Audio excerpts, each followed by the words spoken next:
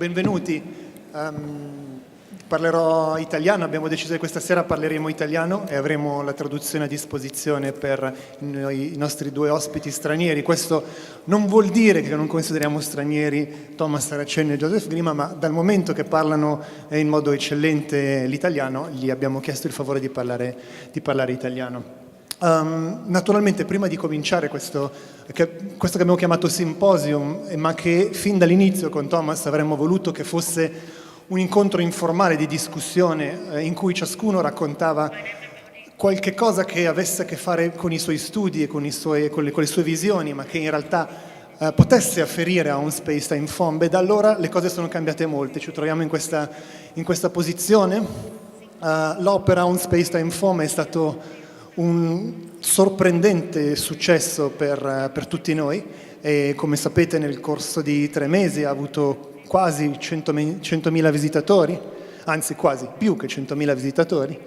Abbiamo questa tendenza a essere un po' modesti, e ha come dire, rappresentato la fine, ma anche forse l'inizio di un nuovo grande ciclo per HangarBicocca. Quindi prima di introdurre i relatori, per me è fondamentale ringraziare innanzitutto i relatori stessi, Molly Nesbit, Bruno Latour, Joseph Grima e Tomás Saraceno, che così gentilmente hanno voluto partecipare a questo incontro portando il loro contributo.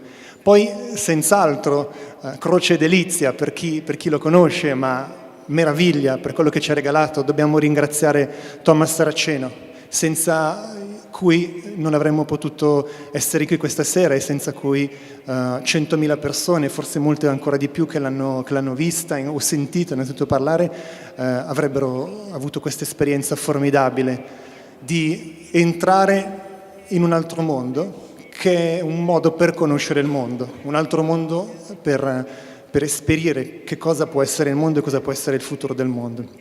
E veramente dobbiamo essergliene grati, perché ha deciso di salire su questo dirigibile che poi è diventato una metafora dell'universo e di un universo possibile, e di averci accompagnato così ossessivamente, vorrei dire. Naturalmente nulla come in qualunque istituzione. Faccio i ringraziamenti all'inizio perché credo che sia fondamentale. Questa è stata un'impresa collettiva nel vero senso della parola, e nulla come questo progetto ha cementificato uno staff formidabile, molto piccolo ma molto desideroso di provare a dare un segno di cambiamento, anche grazie al contributo, alla possibilità che ci ha dato HangarBicocca e Pirelli di investire in questo progetto, soprattutto Pirelli. Bene, lo staff è stato fondamentale, uno staff piccolo, molto giovane, ma visionario, come vi dicevo, e che ha creduto in questa follia e che anche l'ha mantenuta quotidianamente lungo questi 3 mesi. Poi evidentemente devo ringraziare naturalmente Alessia Magistroni, General Manager, che ha nel momento chiave deciso di investire tutto, e prima di tutto se stessa, nel fare in modo che l'opera avesse luogo. E quello che state vedendo alle vostre spalle, provo anche a raccontarvelo, poi è quello che è stato fatto e che ha chiesto questo investimento speciale. Naturalmente Antonio Calabrò e evidentemente Pirelli, che ha creduto in un space-time form. Prima di lasciare la parola a Molly Nesbit, mi sembrava interessante dire per pochissimo tempo che cosa state vedendo. State vedendo immagini scattate da un fotografo amico di Tomás da molto tempo, che è Alessandro Coco, che è la persona che sa restituire meglio di tutti forse la dimensione performativa del suo lavoro, dell'opera, così come la conoscete o come la conoscerete più tardi. Ma la parte più curiosa, forse è la parte che non sta correndo in questo momento, ed è la parte di costruzione, di realizzazione di questo oggetto senza forma, di questo monumento antimonumentale, di questo sogno che Tomás ha avuto e che in un qualche modo speriamo che non finisca qui, e come minimo che resti nella memoria di tutti noi. Ho finito la mia imbarazzante, spero di no, però obbligatoria introduzione, e lascio parola a Molly Nesbit.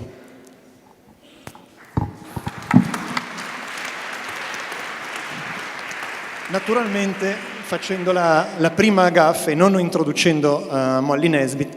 La cosa importante, Molly conosce il lavoro di Thomas da molto tempo, è una storica dell'arte e ha una prospettiva nella sua ricerca che può illuminare sia un space-time form sia il modo di pensare opera di Thomas.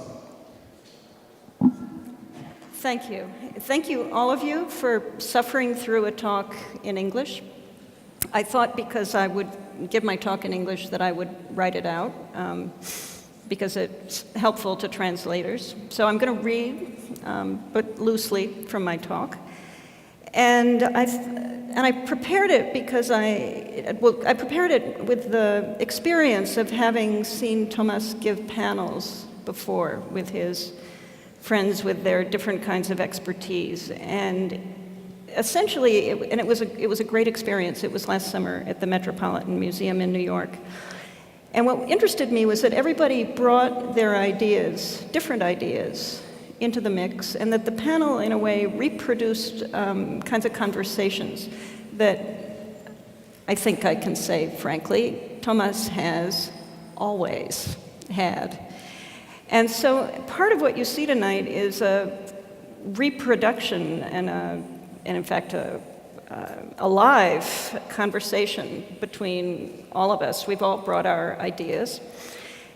I myself brought my ideas from my research on Marcel Duchamp. And with that, I give you Duchamp's, a paragraph from Life magazine, in which Duchamp says, helpfully, that problems are just inventions of the mind and that there is no solution because there is no problem. But I'm posing a problem. And my problem is the whole question of what is involved when an idea is used by an artist or for art. If the idea comes to the artist and comes somehow into the work of art, can we take it away? It's the problem of the spectator, which is your problem and my problem too. Now, in 1957, Marcel Duchamp was asked, as we've all just been asked, to give a talk, a 15 to 20-minute talk. And the topic was set, more strictly in his case. He was asked to talk about the creative act. It was 1957. It was Houston, a world away. And so he did that very precisely, and it was a kind of impacted talk. But the gist of it goes like this. Duchamp told everyone that he believed in the existence of a gap. And the gap would be one between the intentions of the artist that were never actually expressed in the work, all the wishes, right, that never quite made it. And then the elements in the work that were there unintentionally. So the intentional that was never expressed and the unintentional that came through anyway interested him. And he called this gap the art coefficient because it seemed to need a name because he was giving a talk. And what he said was that the artist could never hope to close that gap, that there would always be a space, you know, a kind of, that needed to be jumped between the work of art and the spectator. And he said the artist, for all the best intentions, could never control the work of art, its outcome. That it was the spectator who took the intentions and took the work and had to jump the gap and make the work of art complete. And so therefore it was the spectator really who created the work of art. And I think you can probably see why I might want to talk about this in relation to the work at the HangarBicocca. So the spectator, Duchamp said, would transform it. The work of the spectator was comparable, he said, to the work of refining sugar from molasses. And he said that it was the spectator, really, who was going to ensure that the work lived forward in time. And the artist would have to rely on the spectator, not just to complete the creative act, but to make his art live ever after. And he said all of that in 20 minutes. Now, with my minutes, I would just like to start there and make maybe 3 points. We'll see how many I can make in my minutes. I'm going to stay with the example of Duchamp. It's an extreme case, the Duchamp case, and it's extreme for this reason, because in Duchamp's thoughts and in his work, ideas are present, but they're not used per se. Okay, they're present but not used per se. So the idea will exist, or it'll hover, let's say for now, alongside the work. Just as Duchamp's case, my ideas about it, right, hover alongside the space-time foam of Tomás Saraceno. Perhaps they are comparable. So, on ideas being present but not used per se. For all of that, Duchamp studied. And he studied up when he had to write that talk, The Creative Act. There are traces of Paul Valéry, there are traces of Charles Sanders Peirce, there are traces of T.S. Eliot. He didn't cite anybody but T.S. Eliot, and that was only because T.S. Eliot was supposed to show up in Houston and give the keynote talk, but he didn't in the end come. Anyhow, after this talk on the Creative Act, Duchamp was asked to interact periodically with formal thought. People would ask him to be specific about the ideas he liked, and usually he hedged. And he talked about his interest in tautologies, where ideas just repeat each other, you know, and they don't move. And he liked, when being asked about ideas, to say that he mistrusted language completely, to carry anything much. And he also liked to put the knife in the heart of the idea of logic. And most famously, at the very end of his life, in 1966, the critic Pierre Caban said to Duchamp that he'd like to interview him. Caban interviews him at length. And at the very end of that interview, he asked Duchamp if he believed in God. And Duchamp basically said he thought God was just, you know, one of those problems for which there was no solution. And then he said to Caban, "Do you know the story of the Viennese logicians?" Which was a way of changing the subject. But Pierre Caban did not know the story of the Viennese logicians. So Duchamp explained to him that the Viennese logicians worked out a system wherein everything, as far as I understood it, Duchamp's now speaking, is a tautology, that is, a repetition of premises. In mathematics, he was helpful, as he explained. In mathematics, he said it goes from a very simple theorem to a very complicated one. But it's all in the first theorem. So metaphysics, it's tautology. Religion, tautology. Everything is tautology, except for black coffee, because the senses are in control. So the eyes see black coffee, the senses are in control. It's a truth, but the rest is always tautology. So I am bringing the idea about black coffee to Milano.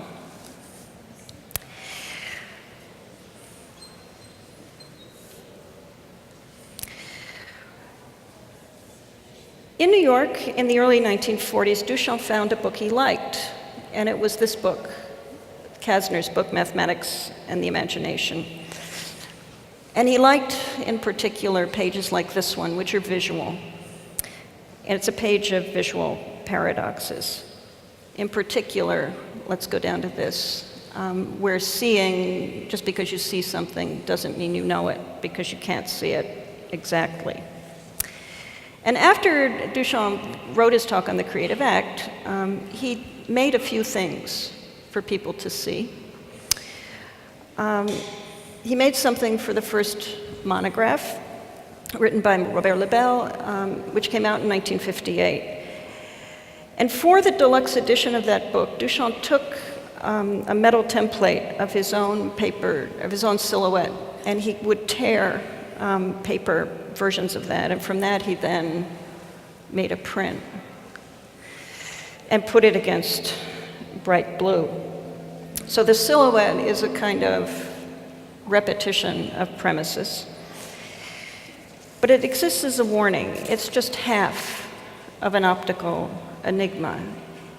It's an enigma that comes to you as a black shadow, unknowable, an unseen man, not an idea per se, just something to understand, something for the senses, something black. Now, Duchamp's interest in these realms of the senses, the realm of black coffee, is expressed throughout his life, though not systematically.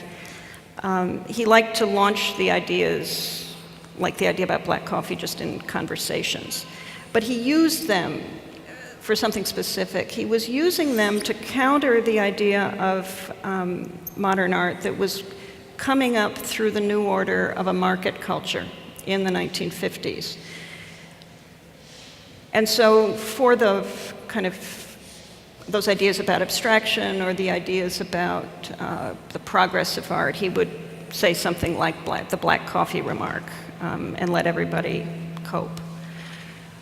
This is when he decided to launch that note, probably now one of the most famous ones from the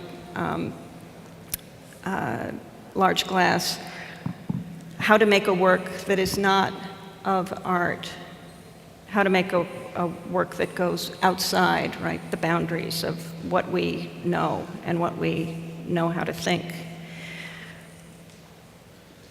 And Art in America in 1966 asked him to do some project pages, and he put that note first. But he was always being asked to say more. He was always being asked to explain, and he was always being asked to parry, or as far as he felt, he needed to parry. And so he would study more. He never finished thinking for all this kind of méfiance about ideas. And he kept putting out new editions of the roto-reliefs, those destabilizing pictures that keep moving. And this meant for himself that he plunged again and he studied some more, he made some more notes, and there are more black examples. This is where we're going now, to more black examples. Not always coffee. One of them involves the black sun that he said he found in the writings of David Hume, the British philosopher David Hume. It was an idea that he was going to save for future use. He never published it. He just let it go. And it was an idea that involved, justement, the problems of knowing through the senses. And he said, but he's just writing to himself. He said, if you accept the forced passage of a so-called exterior world across each of the five senses, everything coming right to you, one cannot help but conclude that the sun, such as we see it, is not dazzling, and that it's not even black in this exterior world deprived of the five senses. In other words, the spectator's senses make the black sun black for him or her. And it was an idea that he wanted to apply, you can see it coming from the creative act, to painting and to art. But he also wanted to use it to counter what he said was the current overproduction of art, the current level of mediocrity in art. Because he felt the great artist of tomorrow would exist outside, the normal systems, that the great artist of tomorrow would go not just outside, but underground.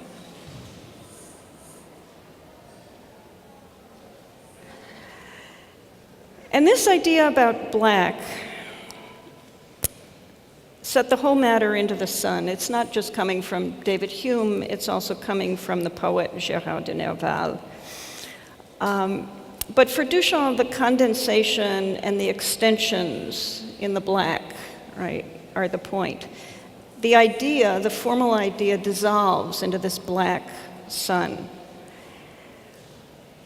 that he doesn't, and it's an idea that he doesn't use, actually, per se. It's an idea that he takes underground and it billows up as it does. It billows, say, in the rotorelief of the total eclipse. But it's a black that keeps expanding.